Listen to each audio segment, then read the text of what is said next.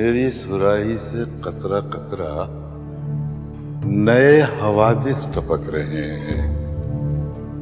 मैं अपनी तस्बीह रोज़ो शब का शुमार करता हूँ दाना दाना।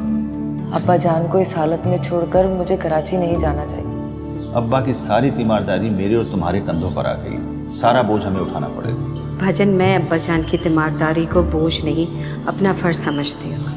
इस खबीस की बकवास लोगों को दुनिया से अलग रहने का और गोशानशीनी का दर्द दे रही है।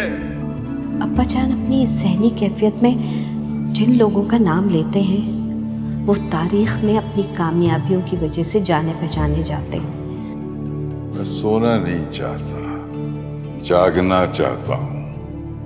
मुझे मरने से नफरत है और मैं जिंदा ही रहूंगा।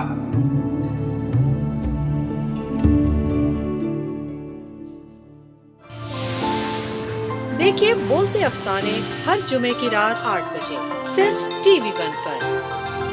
आपसे रिश्ता है प्यार का।